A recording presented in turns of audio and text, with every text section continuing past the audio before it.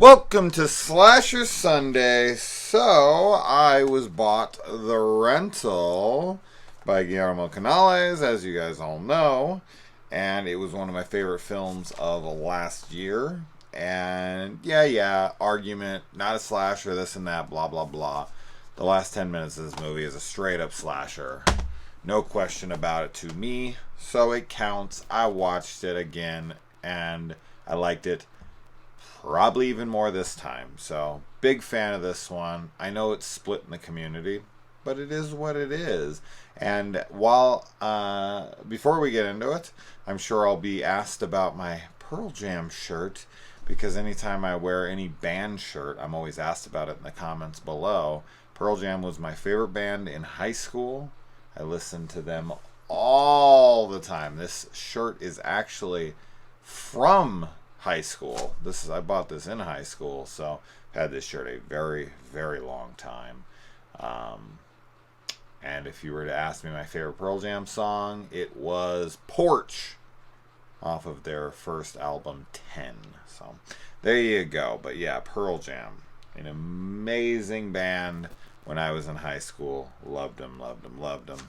Moving on from that, let's get into The Rental, starring Dan Stevens, Alison Brie, Sheila Vand, and Jeremy Allen White. Now, all of these people I know from various things. Of course, Dan Stevens being in The Guest, and being in Apostle, and being Beast in Beauty and the Beast, and the dude's been in a lot of shit. Alison Brie, who's just, as you know, I'm in love with the girl. She can do no wrong. But I just watched the movie Horse Girl with her on Netflix, which I greatly enjoyed, and that's another split film. That's another film that a lot of people hated, much like The Rental. And obviously she's been in plenty of other things, including Glow, which was canceled, even though they had already filmed their fucking first episode of the next season. I'm still angry about that.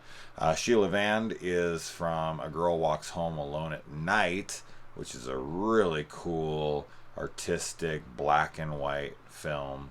Very artsy.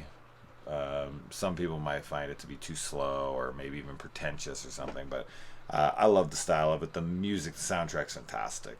And then Jeremy Allen White, who is Lip from Shameless, and I watched that for maybe 7 seasons, and I didn't stop liking it. That's not why I stopped watching it. I stopped watching it because I was watching it with somebody, and we split up, and I just felt weird watching it without her, and whatever. But yeah, so yeah, everyone I'm super familiar with. I've seen them in a ton of stuff. Well, Sheila I've actually only seen in A Girl Walks Home Alone at Night, I think. But she's in that new Snowpiercer show. Has anybody watched that yet? I think it's on TNT, right? And the second season's starting soon. I didn't even know she was in it until I just Googled her name. Just because I wanted to see what else she was in besides A Girl Walks Home. But yeah, if I have seen her, it's completely slipping my mind. But anyways, so now, I think the biggest complaint that I hear about this film since it came out, it's been out for almost a year now, it's been out for at least 8 or 9 months, is that the characters are not likable. They're shitty people, something like this. Now, I went into a rant about this in my last video, and I'm pretty sure I probably defended them in the video I made on this with my spoiler free when it originally came out. And once again, I watched this very closely, trying to see, how terrible these guys really actually were. And this is just yet another example of one of those things where I feel like people try to pretend that they're better people than they are. Some people have affairs. Do you really think that every single person that's ever cheated on their wife or their husband's a terrible person? It's a terrible action. But they're terrible people because they, forever? They're irredeemable because they cheated? seems pretty harsh to me. There's a lot more to it than that. And, you've never gotten into a fight with somebody. You've never fucking... I mean, I'm sure there's plenty of you out there who haven't, but there's plenty of us who have punched a few people in the face, or gotten punched. And I don't think that makes us a terrible person. Now, of course, this depends on the circumstances, but Lip is just defending what he sees as an assault or an attack on his girlfriend. So yeah, I mean, and then them hiding the body. I mean, how many fucking movies have we watched where, people kill somebody and then they decide, like, we don't want to go to jail for this, let's hide the body. And a lot of those are people that we end up liking, characters we like.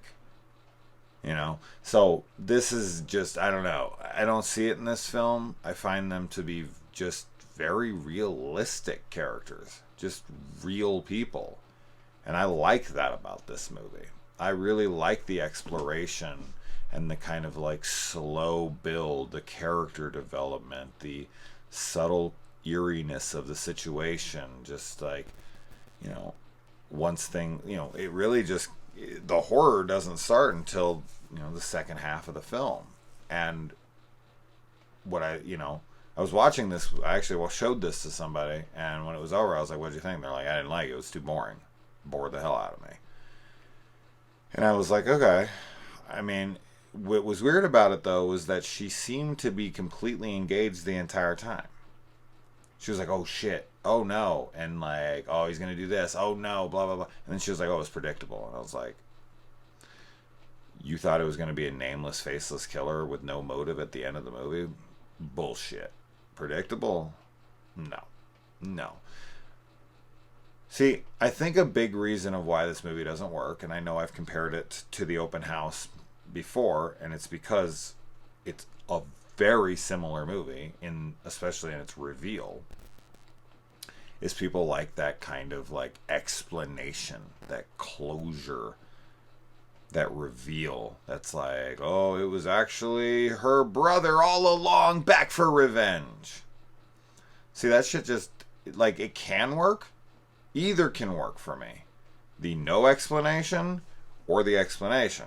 Either, are totally fine. But I really like this version of things. To me, a faceless, motiveless killer is terrifying. Like, this is like one of the many reasons why I love this film, if not the biggest reason I love this film, and it was the biggest reason I loved The Open House. I know I'm like one of 3 people that love that movie, but I love this idea that someone just picks a random place, picks a random group of people, fucks with them relentlessly, kills them, and then just moves on to the next place with no rhyme or reason. Like, you're in such a vulnerable position because you're not being punished for anything. I mean, yeah, these guys do some stupid shit, but this killer is not picking them because of who they are. Now, it's okay. Maybe that's not true. This killer might watch family after family after family after family, or group after group after group. It seems that way in the ending credits. So he might have been looking over this beach house for weeks, months, and then he saw these guys, and this was just the perfect setup for him. I think that makes the most sense. I feel like he would get caught, though, just because. Now, I assume he's renting these through aliases. But yeah, I don't know. It would depend. It would depend on how closely connected they seemed to be. How close together they were done, how close in proximity they were done with one another. You'd start to connect the dots, like, okay, let's see who stayed here in the past, kind of thing. But much like Mr. Brooks with Kevin Costner, I love that, you know, motiveless, random killing that would just be so hard to catch because there's no MO. There's no pattern.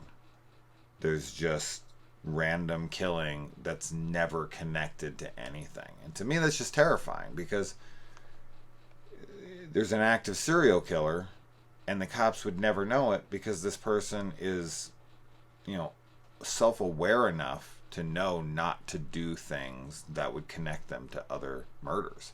Now, I know this is a rarity. I know serial killers typically have MOs for a reason. But to think that there's people out there, and there probably is a decent amount of them, we just never know they exist because they keep it so random and they do it so well, they never get caught, so you never know they even exist. But yeah, anyways, okay. Let's talk about it. So in the opening scene, I think they do a very good job of subtly hinting towards Dan Stevens and Sheila Vann's relationship in this, and it very, very much looks like they are a couple. And then Lip walks in, and you know, he's just like, "Hey," and he kisses her, and you're like, "Wait a minute, what the fuck?" And this is just that first kind of indication that they're a little closer than they're supposed to be. It's like, oh, okay, I think I know where this is heading. You know, you're already smelling something between them, and I think that's done very, very well. It's just kind of like, you know, activates your spidey sense. You're like, you guys are doing something. Something's going on here. There's a little bit of something going on here. Then we switch over to what are their names in this movie? I feel like I should know their names in this movie, but I didn't write them down as usual. Bummer. Doesn't say on the back, but we're just gonna go with their real names. But yeah, and I'm gonna call Jeremy Allen White Lip, and he's the only one I think I'll refer to in that way. But so Sheila and Lip are in bed together, and she's the pimple popper. Are you a pimple popper as a woman? I don't know many. I mean, I've never dated a guy. I never had a guy try to pop my pimples and get like excited about it. I've had so many girlfriends that are like so into popping my pimples on my back or on whatever if I have one. They're like, "Oh, let me get at it." Especially, it's like the bigger the better to them. They're like, "Oh, look how much I got," and they'll like show it to you, and they're so excited about it. They're like, "Look how much I got out." What's up with that? There's something about it. It's like so satisfying to them. It's like little mini orgasms. You're like popping the semen out or something. I don't know what the fuck that is. But she's doing it and she seems to be one of those girls. And I was just laughing. I was like, oh my God. I've dated girls like that. It's wild.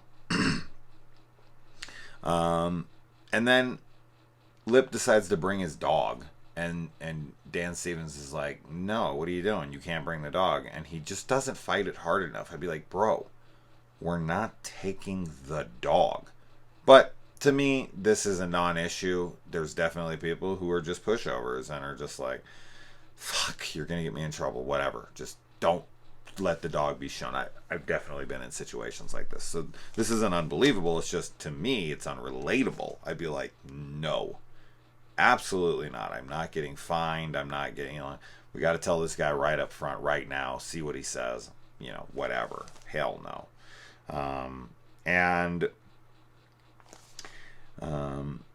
So now when they meet the dude that's there that watches over the place, whose brother owns the joint, Sheila Vann's character comes at him and she's like, "You the owner here?" And for me, it kind of feels condescending. Like, you kind of feel like a little bit of a redneck. Like, how could you possibly afford a place like this? It's possible, and more probably likely, that she's coming at him like, "Are you the guy who owns this place? You seem stereotypically like a racist. Like, you're a fucking redneck, you know?" And a lot of racists are rednecks. So I couldn't really gauge what she was like going for there, because it did feel a little like condescension at first, and he flips that back around on her. And he's like, how'd you get mixed up with these guys? And he's like, oh, I didn't mean nothing by it. Just like she says to him. So he kind of gives it back to her. Now, whether or not he's a racist, I'm trying to remember. I think he's fucking with her in that moment, but then I guess it isn't. Obviously, it's implied that he is because she puts her bid through, or like offer through, to this guy, and he denies it, and then an hour later a white guy takes it. And this is, yeah, I mean, these are real world events, and you definitely know or know of people like this that just, and I'm like that. I'm for sure like that, in the sense of, like, I stand up for what I believe in. If I'm in a situation where something's happening and I feel like it's bullshit, I'm going to be the person to speak up. And I'm going to get hated on by the people I'm with because I'm the person who made a scene. I am that guy. I have been that guy many times. I got in big trouble with the mother of my kids because I talked out. I spoke up at a security area at Disneyland, Main Street, whatever the hell. What's that place called? Downtown Disney. Is that what it is? But you have to get in there by going through a security check. And it was like they were letting everyone through. And then there was this like brown Indian family. And they fucking searched every bag. They like patted them down. I'm not exaggerating, man. We were standing there for probably like 7-8 minutes. Like everyone else, they were just waving through. Like just like through the scanner. Okay, go ahead.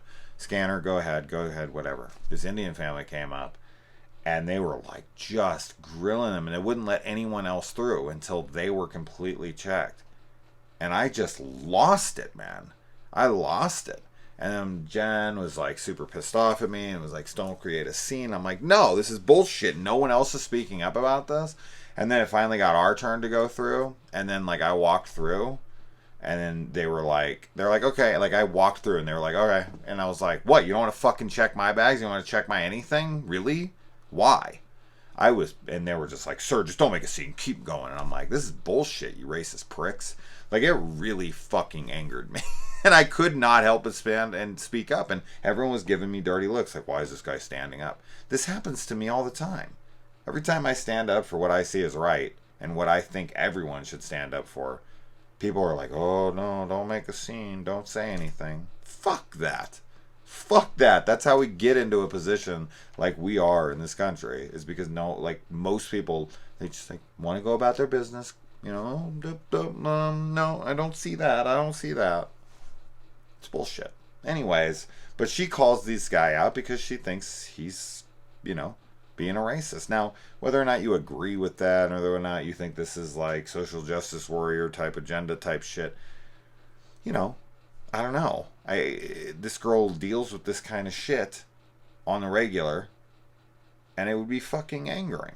If this really does happen to someone all the time, like their name immediately sparks some kind of distrust, like, oh, you Muslim, you're gonna be a terrorist, you a fucking whatever.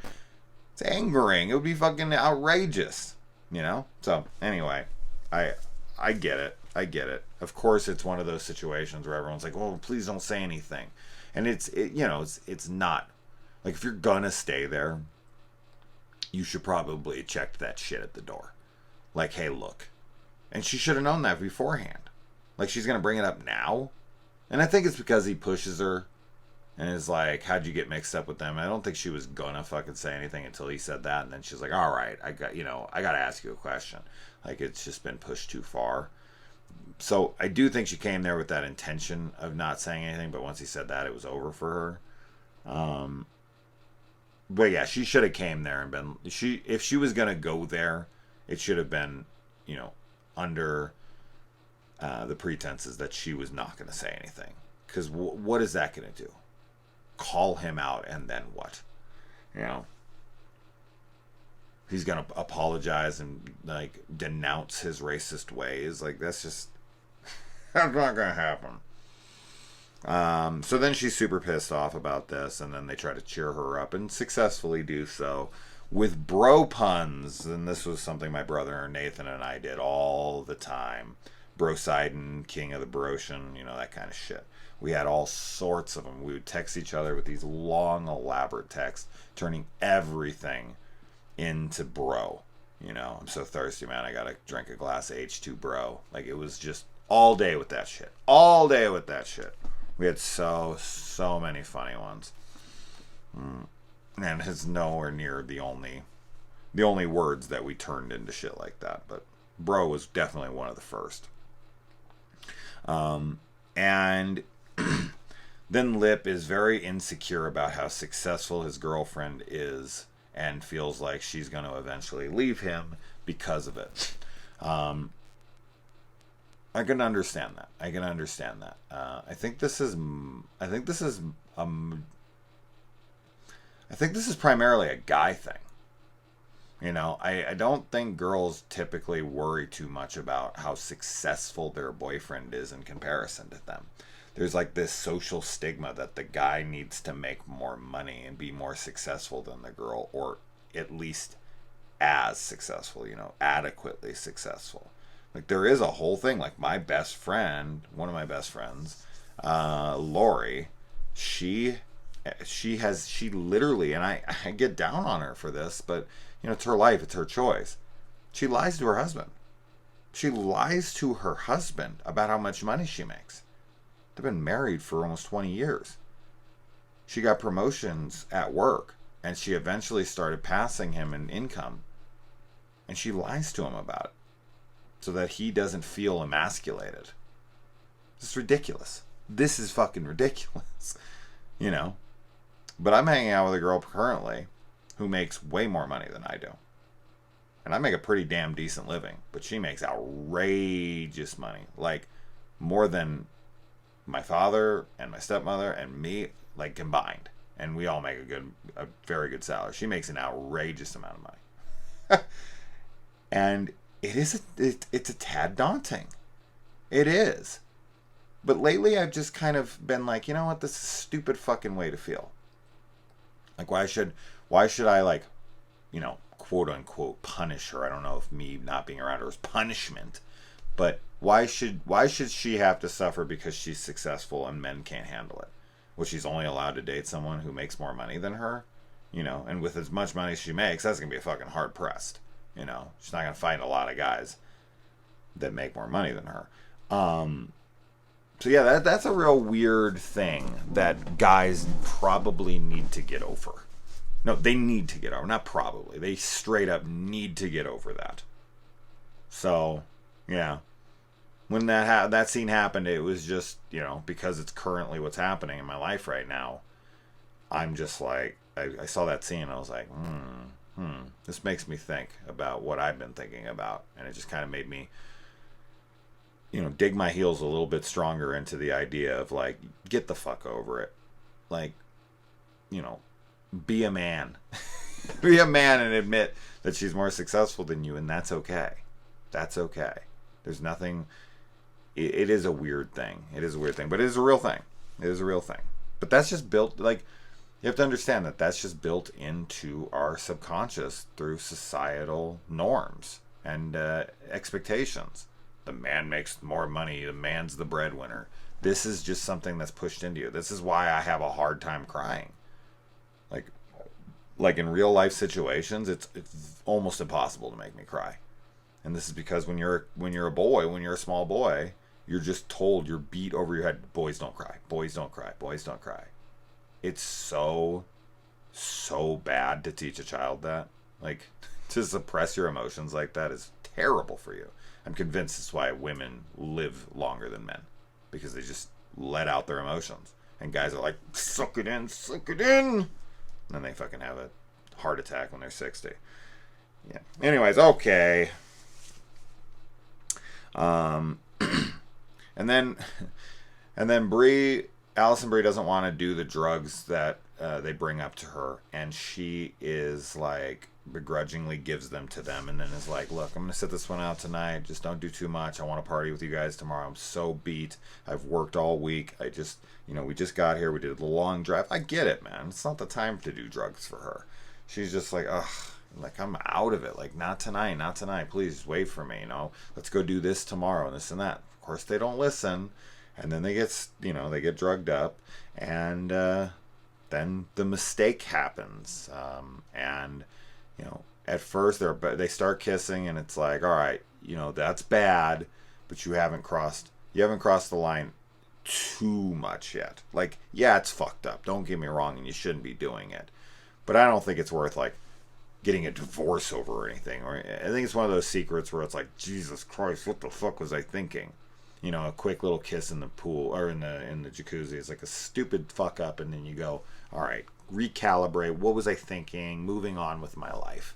That's gonna be that like little secrets you take to your grave. But then he goes in the shower and he fucks her, and then this is way overboard, and now you fucked your marriage up, and this is not a secret you should ever hold, and your marriage is over. It's fucked. Maybe you can go to counseling, maybe she can forgive you, but more than likely it's over. And so they do this, and then they wake up in the morning, and here's a little pro tip though. Don't give your husband and his attractive coworker, who you're already slightly jealous of, like sex drugs. Give them ecstasy, and then just go to bed, leaving them alone together on ecstasy. This is a very dumb decision. Like, I've never done ecstasy, but I know a lot of people who have, and their desire to fuck goes through the roof. Some people say that's not true for them, but a lot of people I've talked to are like, oh man, you just want to fuck. So giving them literally like what is referred to as like a sex drug, and then going to sleep is bad. It's a bad idea. It's just a bad idea. So now, would they have ever fucked had they not been on drugs and left alone? I don't know.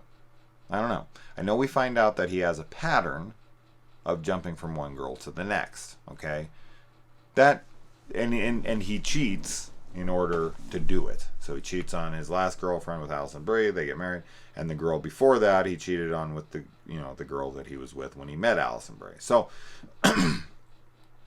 now I'm sitting there myself being like, I don't understand how you could cheat on Alison Brie. She's perfect, but as the saying goes, show me a beautiful woman and I'll show you the man that's bored of fucking her.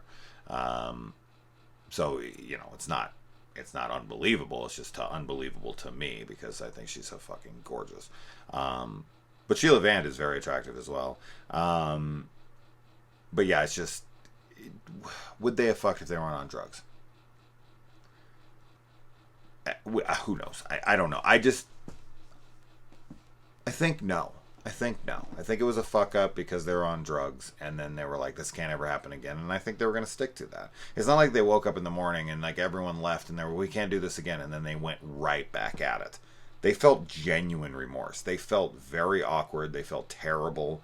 Like there was no like smiling at each other like, oh my God, what did we do? It's like, what the fuck did we do? Oh my God, I love your brother. You love your wife. Like, what the They're not happy with themselves at all. And I like that about them. I think that's redeeming. I think that shows humility. I think that shows. And now they're going to keep a secret. But, they see it as like, this is going to ruin my life. And potentially my career. Who knows? We just made this big deal.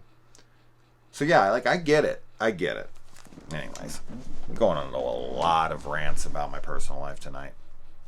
It's hard not to with this kind of movie, though, because this movie is so personal. There's so many real life things going on in here. Anyway, and I like that they say we're smarter than this.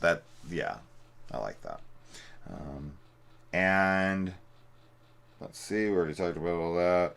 And then she finds the cameras, and they decide they can't tell because they're, he's going to cough up that footage and their lives are going to be fucked. So this is great drama. This is great drama created here for me. This is, holy shit, we're being watched. This is awkward. Now we can't, and we got to stay in this house knowing this guy is watching, knowing this guy is going to have our videos, probably jacking off to him. You know, he can't show anybody, but he's going to have them. But maybe he will show them to someone. Maybe he'll show up on Pornhub in a fucking week, and then someone's going to... I mean, this thing would always be in the back of your mind. You know, maybe he'll blackmail me with it. Maybe, who knows? So, man, they're so fucked at that point. They're so fucked at that point. Honestly, I feel like if I was in that position, I would just be like, you know what? We just got to fucking take the hit here. Let's go confront him. Let's tell him what we did. This sucks. My marriage is over. I ruined my life, but we cannot let this... Like, I don't want to live in that kind of anxiety. I don't want to live... Now, you know, I personally have made some bad choices in my life, and I've lived with secrets. Or should I say, one secret, one big secret. And it poisoned me. It fucking poisoned my mind. I was always constantly afraid I was going to get caught. You know, because I cheated one fucking time. One time in a very stupid moment of thinking, it doesn't matter why. It's too long of a story. But then I held that lie forever. For fucking ever. And there's a lot more to it. Of course, we could get into it. I could do a whole fucking video on it. I won't bore you with the details at the moment, but let's just say I had my reasons for why I did it. I had my reasons for why I kept it. It's secret, and it fucking poisoned my soul for the years I kept that secret. And I hated it. I hated it. It was, and once she finally found out, once I just fucking ended up just being like, fuck it, and telling her, she was devastated, and it was ugly, but my God, did I feel a million times better after. I was like, ugh. Even though I felt like a piece of shit, I somehow felt like a better piece of shit. Getting it out there. So if you got a secret like that, man, just it's not good for you. It's damaging to your heart, to your soul, to your being. Get it the fuck out. It's poisonous. It's poisonous. Ugh, just thinking back about that person, back about that mentality, it's awful, man. It's awful. So I feel for them. I can't fucking judge these people for something I personally have done. So, you know, who am I to say? Who am I to say? Who am I to be the moral fucking authority here? I'm not at all. And then, you know, and then they come home, and poor Alison Brie, she just wants to do drugs, so she gets on drugs, and then everything goes down. You have to remember that Alison Brie's fucking, you know, character here is dealing with being on ecstasy while all of this shit is going down at the end of this movie. I feel so awful for her in this film. So awful. It's kind of funny to me that her husband directed this movie and then, like, basically just abused her character. Poor girl.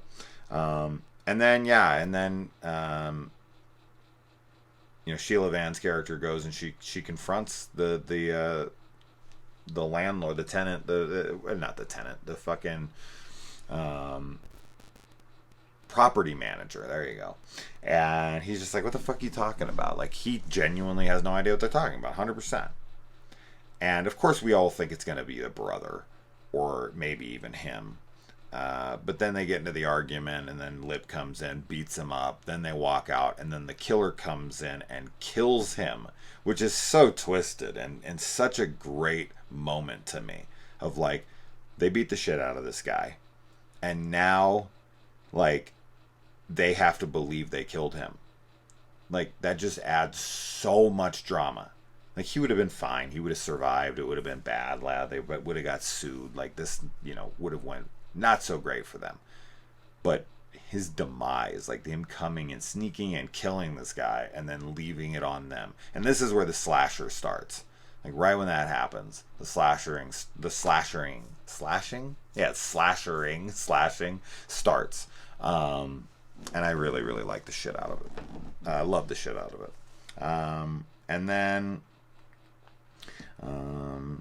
And then, yeah, they just discuss their options, and she's like, I love her. She's just like, we're not having this conversation. This isn't happening.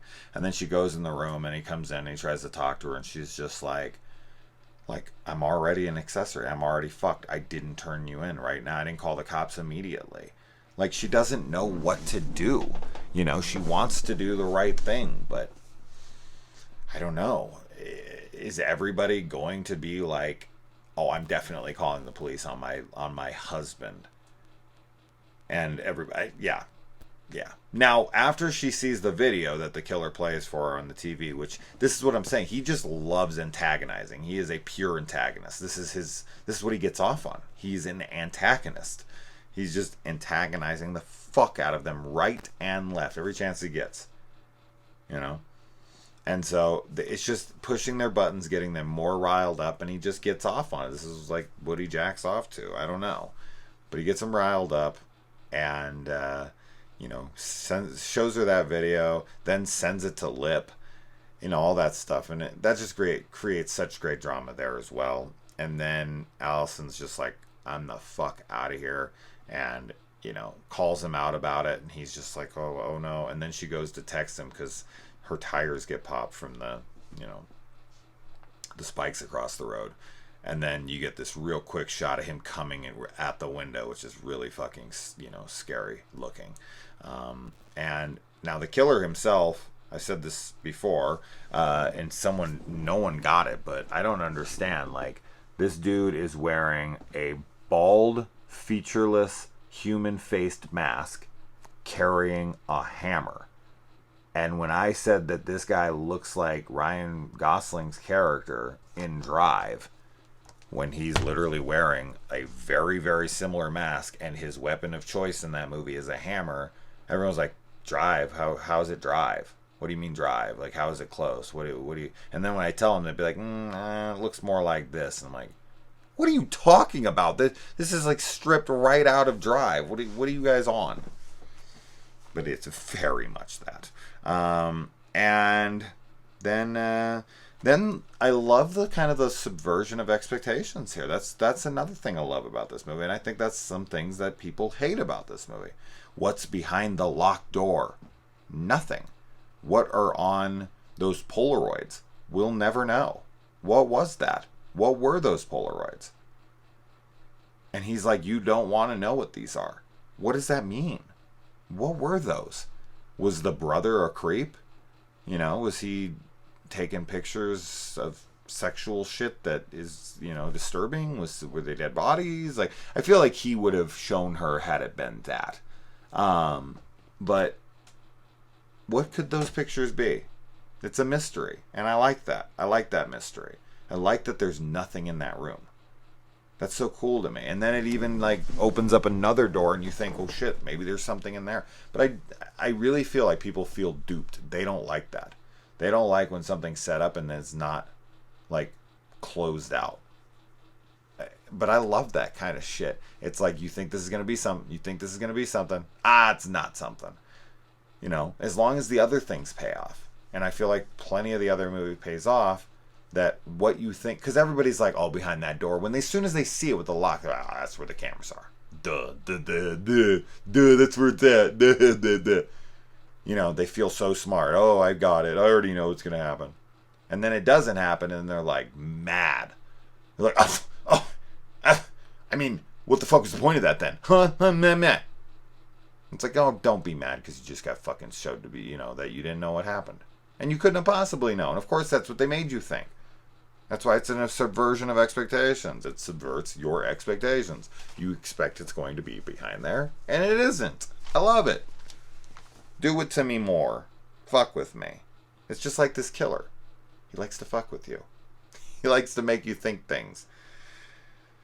Anyway. And then, yeah, and then he comes in, and he comes out of the closet for Lip, and he grabs him. This is very reminiscent of Bob from Halloween. So this is, to me, basically an homage. And he takes the claw-side hammer, like Michael Myers in Halloween 2. Takes it to the guy, to Lip's head, which is great. And then he goes over and he gets stabbed in the face, very much like Michael Myers in Halloween, and he pulls the thing out just like Michael Myers with a knitting needle. And then let's see. And then yeah, I mean, she takes off running, and he's chasing her through the mist. There's nothing out there, nothing in the mist. Anytime I say the mist, I always have to think of that line in that movie. Anyway, she's just running, and just falls right off of a cliff. It's just fucking crazy. I love it. I love it. You know, I know some people might find that stupid, but I'm a big fan of that. And then trying to remember how Charlie's the guy's name that runs the place, and then he plants all the evidence on Charlie. For some reason, I'm blanking on how Dan Stevens dies. I know he goes out to find his girl, and she's out of the car, and he finds her dead body, and then the guy comes at him. Do we actually see his demise? For some reason, I'm completely blanking on his death right now, but he clearly, I mean, he dies, very obviously. But is it shown? I don't think it's shown. Now, I think the reason people would not consider this a slasher is because there's no real gore or anything outside of the hammer to the head. But, like, the chase sequence, the final girl, all that stuff, the stalking and all of that in the end, it's the last 15 minutes is straight slasher stuff. And then, yeah, he takes off his mask and he's walking around the house, and the dog lives, and we never see him, and then we see him setting up cameras in other places, just getting ready to do it again. I love all that stuff. I thought that the ending really wrapped up super well. And yeah, I mean, I bought into this. I bought into these characters. I bought into this situation. I bought into all of it. It all worked for me. I liked the slow build. I liked the tension. I liked the drama. I liked, the twists. I like everything. I don't really have many complaints about this film. So I'm a big fan of this one. This video is way longer than I was intending it to be. But the stories got personal. Hopefully, I didn't lose any subscribers because I am a cheating piece of shit. But, we all have our reasons. Never say never, guys. You never know what you're capable of. I always thought for sure I would never do that. I was 100% convinced I would never, ever, ever in a million years do that. Then life happens. You make stupid choices in moments, and there's no takesies, backsies. There's no, fucking time machine. That's just not a part of life. I didn't mention that this was co-written by Swanberg, so I thought that was pretty cool. But yeah, overall, big fan. Thank you to Guillermo for sending this to me. I'm glad to have it in my collection. And anyways, good night.